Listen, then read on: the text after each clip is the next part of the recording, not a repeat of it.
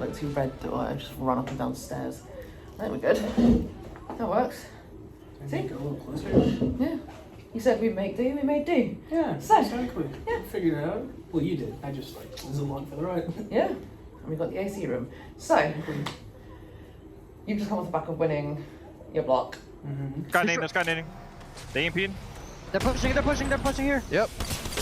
One. I'm pushing. I'm with you, Rob. Nice. Behind us. Behind us, yeah. I'm killing. Jump behind. One. Crypto's one. One. I killed Crypto. Let's Nice. go, boys. You also come off the back of like, well, it's pretty decent group stage. Yeah. You know, it's you know, it's been alright. Yeah, not bad. What's your kind of review of LAN so far in terms of all of it, really? I mean, you're coming in, new team, new outlook. I mean, well, it's not a new team as in like new players together, but you're new like to them as a member. New kind of organisation, off the back of EWC as well, with extra lands and whatnot, all that malarkey. So how's that all worked out for you the past however many months? Yeah, it's been a blast working with them. I think we really found like a right fit, especially for this meta. I'm a very like position and like macro focused coach. Like even when we're playing like edge and not playing like hard zone, and dropped is very much like his skill set very much like matches that. And so basically we just play to like loot up and get into zone and not die, and like our philosophies like line up pretty well for that. Like the Newcastle meta like has worked out pretty well for that. So that's been a blast, and I think what's been really fun to see is us just like getting better and improving, because we're not a great scrim team. Loud noises!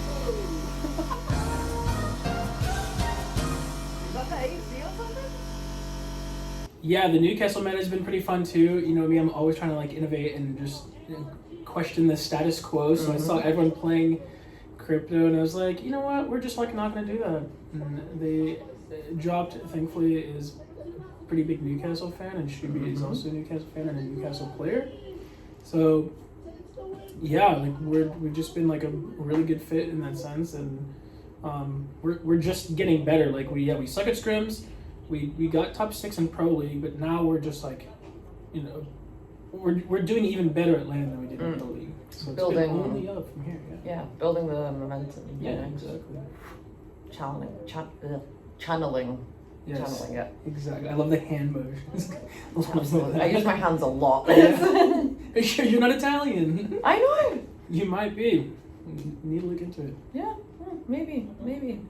Anyway, so building off that, because thank you for bringing in meta. I wanted to talk about that because you're my guy for doing interviews about meta with. Of course. And you have been since like January last year. Yeah, I got you. It's reliable source.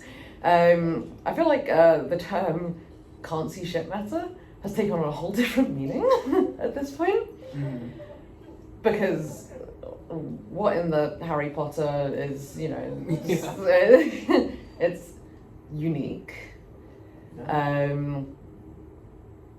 Is it like counterable by other legends? Like, how have you guys kind of navigated what seems to be like a really strange addition to the game? Right, so compared to the past, there aren't as many catalysts, so that helps. We are playing Bang and Catalyst, so we have like a lot of like vision obstruction, but thankfully the can't see shit meta isn't as bad as it used to be. But otherwise, I mean, now just can't see crypto meta. Yeah, now it's like, oh, there's this guy hiding somewhere, and we literally can't figure out where he is. That's kind of cheesy, not fun. Respawn, please get rid of that. Like, it's just like not interactive. But otherwise, yeah, like there are some ways around it. Like if you throw some cat cues around, and if he's an LOS of like, if the crypto's an LOS of a cat cue and he's invisible, then it will pop, for example, or like in general, he's gonna have to like leave invisible, his invis at some point. But otherwise, like, our comp, like, it doesn't even matter if we can't see anything because we have walls up. No one can kill us. You know what I mean? Like, who's gonna kill us? We have Newcastle wall up, Newcastle Q. It's like, okay, we can't see anything. You can't kill us. Yeah. Just, you know, make yourself a little safe zone. Yeah, exactly. Just chill. Yeah. A little Have a cozy cup spot. of tea. Exactly. Like I'm chilling. We're Yeah. chilling. We're relaxing. Everyone's fighting over it, and we're just Yeah. like putting Have our a feet little up. therapy session. Yeah, read a Just- book. Yeah. Pretty much. Has it been a nice kind of shift from you from coming from like a very, I think it was a very high expectation roster down to something where it's like you guys can have your own identity. There's no like pre-imposed like you have to perform a certain way and everyone in the crowd is expecting you to perform a certain way. It's almost like, you know, it's nice because it's like we can almost see the team just for the team and see you for the coach that you are rather than it being TSM and the TSM coach. Like, do you feel like you're able to kind of embrace your own kind of position and identity in the scene a little bit more without that kind of label? I will say, fortunately and unfortunately, like there's still pretty high expectations on me I mean, because of like where my reputation and where it came you're a good from. coach. Like it's Yeah, like and I was coaching TSM, but yeah, it's been fun to be able to like build a new identity and a new reputation for myself, and I'm just like looking forward to proving that I'm just the best once again, you know. So still, yeah, you know, still.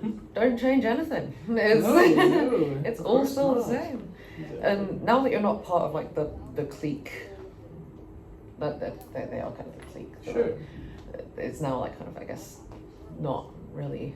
Well, now that the clique is almost not even there, like when you have like those, you know, TSM Falcons kind of teams and, you know, those players that have been on those teams, I think a lot of people have felt like there's a little bit of a drop in consistency. I'm not atting anyone because I'm nice, but there have been like variations, a lot of changes, and you know the teams have changed. These are teams that were together for quite a long time. You know, a lot of these players have played together for a long time, Sure. and switching that up is always going to make a difference. So as someone who's kind of been in that position and then like gone through, you know, you're in a way part of that switch up.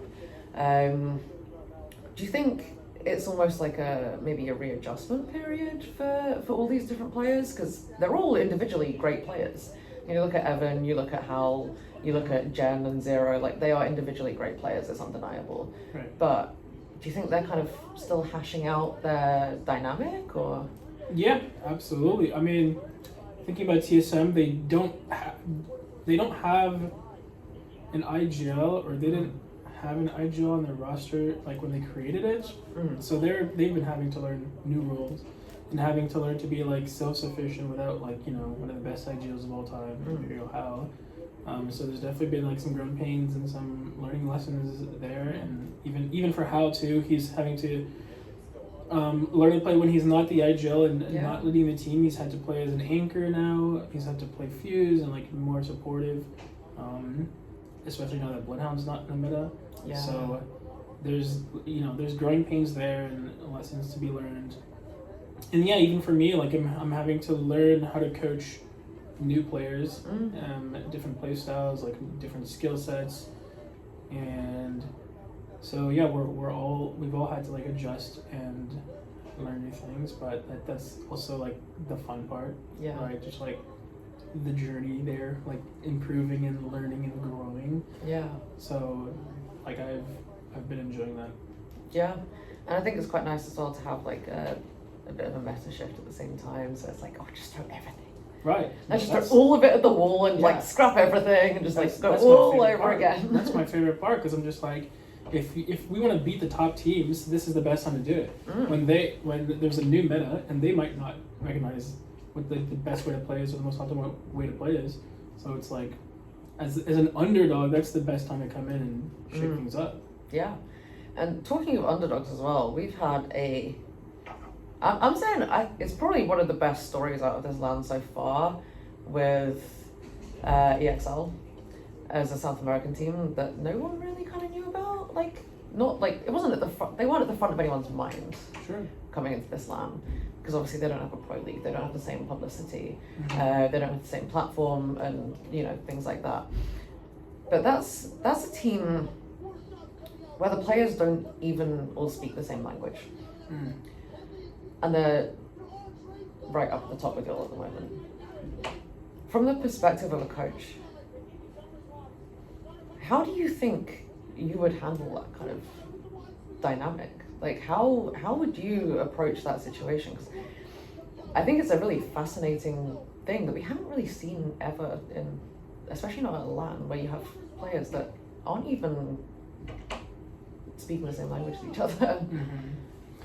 I actually don't know too much about them in that regards. Like, do they speak Portuguese or Spanish together, or like what is going on? I can't remember the split of languages.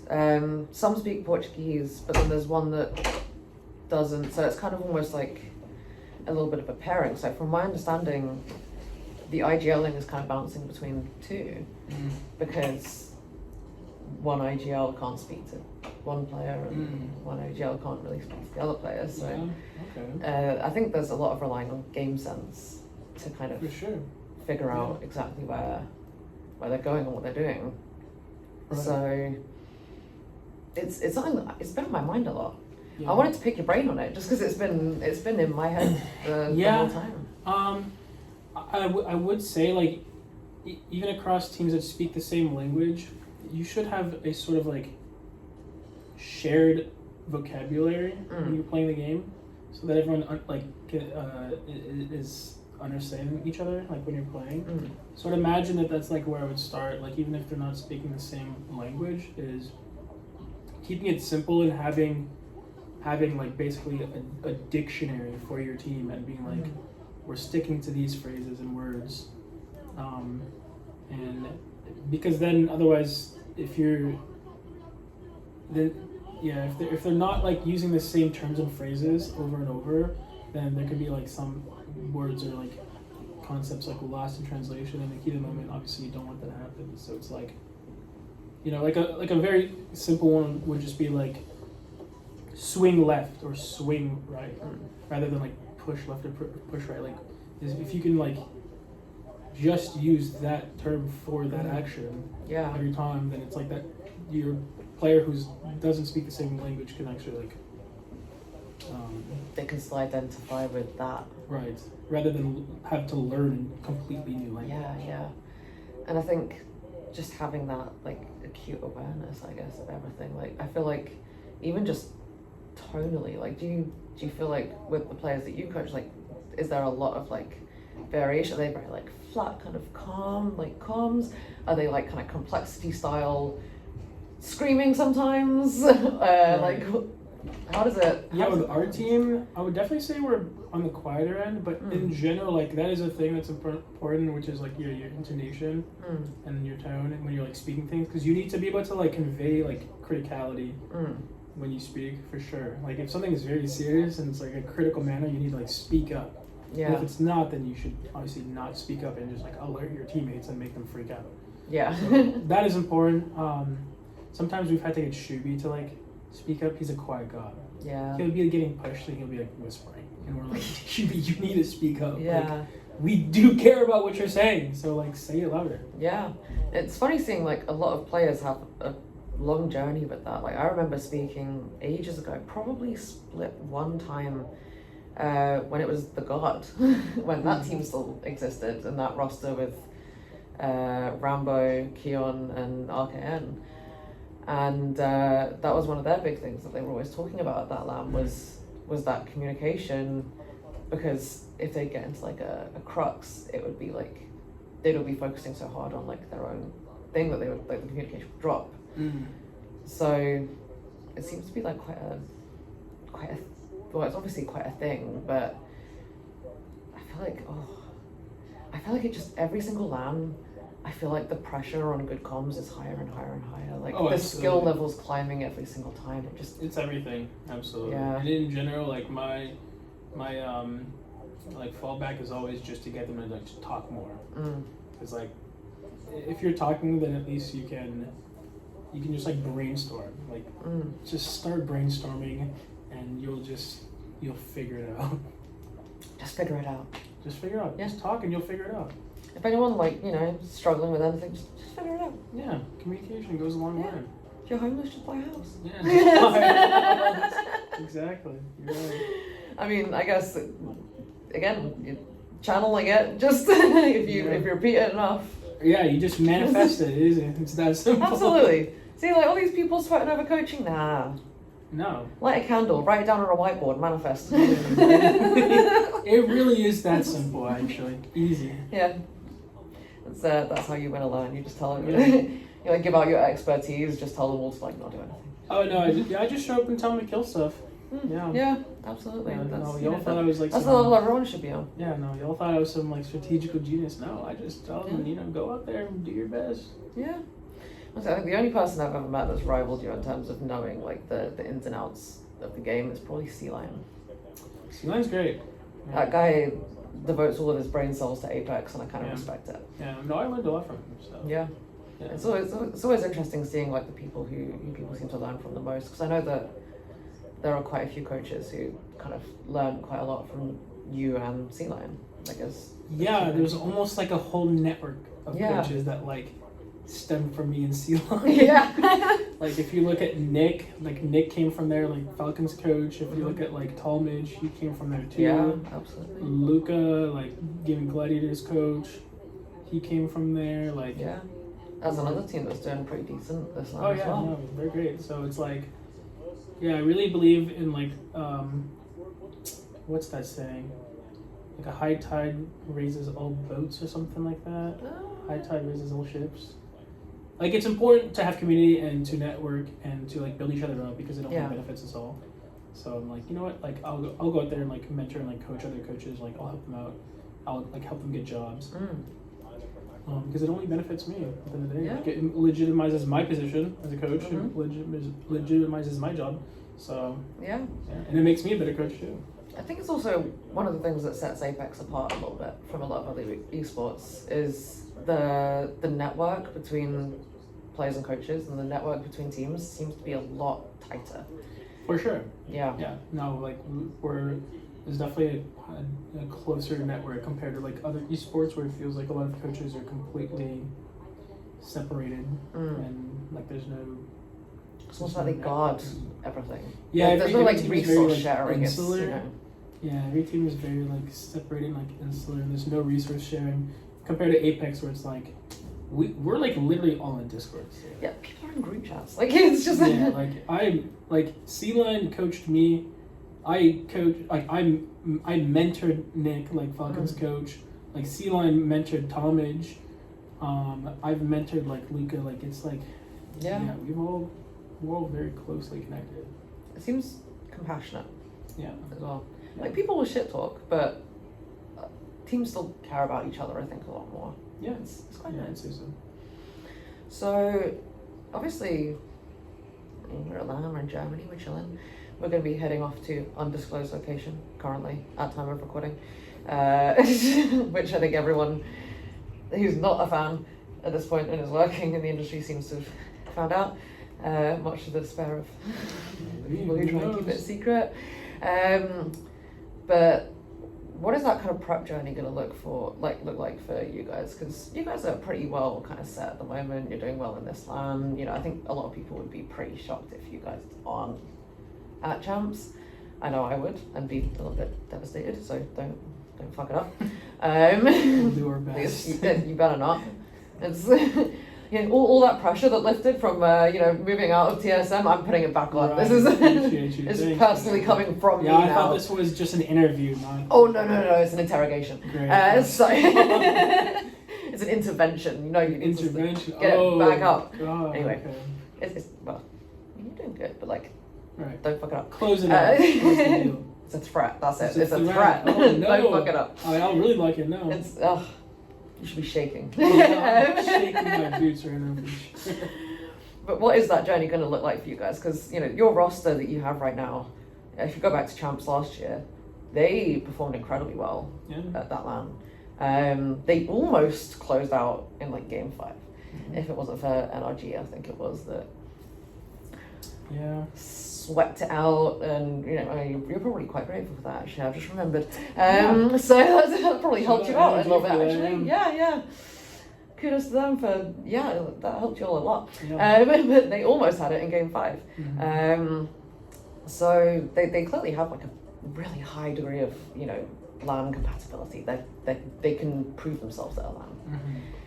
So how are you kind of going to take that and that, you know, that distance that they were from success last time, and just close that tiny Right, little just like round it out. gap? Yeah. Yeah, I think when you're in the match point situation, you actually kind of have to take a certain risk. It's very rare that you're just like in a position to just like outright win by doing nothing. Sometimes you are, but it's actually like quite rare. If you think about our like split one playoffs win on TSM, like we had to like Vogel across the zone, The famous to Falcon. close it out, or else like we had to take Yeah. that risk. If we were not a match point, like maybe we don't do that. Who knows? But yeah, we had to do that. Or even in champs, like we had to fight so many teams to get to like the point where we were at. Like we didn't have a beacon, and so we had to fight a team across the middle of the zone. Just brute forced it. Right, exactly. So that's like the main thing I'm gonna like try to get across. Like once we are on match point, like you should still play for points, but up until like when you do get to like that end game, like now's the time that you have to like take a risk. Just like No mercy. close it Just out. Pretty much. yeah. Yeah. Can't wait to see it. I'm excited too. Like I said, that I will see it. Hell yeah. All We shall. right. Well, it's it's good to catch up again. Yeah, keep you the too. chain of lands going. Yeah, It's, for I sure. don't think we've missed any recently. At least maybe I can't remember about I champs. think there was one. I think Might champs have we been, didn't. no, it might have been LA actually. We did champs. LA. I think it was yes. LA that we Yeah, missed. yeah. That's because that was hella hectic. Oh yeah, we did do champs. You're right. Yeah, I think Yeah, LA. yeah, we did champs. I think you did ask me, but I was like, Oh, it was hella it was- busy. Yeah, it was so busy. That line was just chaos. Yeah, it was a lot. I feel like, you know, we might be sweating bollocks over here, but I like Germany's a chill place. I'm I'm enjoying it. enjoying it. Yeah, Mannheim's nice. I want to come back. Yeah. They have a planetarium. Did you see? Really? Yeah, they have a planetarium. I did not know that. It's so cool. Might have to check it out. Like the nerd inside me is like, Yeah, gotta see some planets. I want to see some, Gotta see some stars. stars. Yeah. Honestly, but yeah, maybe maybe an non-land point. Just bring everyone to a planetarium. Let's like bring out the nerd and all the Apex. Oh, there's plenty of nerds. Oh hell yeah, Yeah, you want hell to yeah. feel They're there. Apex players, of course they're nerds. Yeah, duh, of course. Yeah. But yeah, that's the plan. Go to champs, go to a planetarium. I'm down for that. You're Perfect. paying, right? It's on you.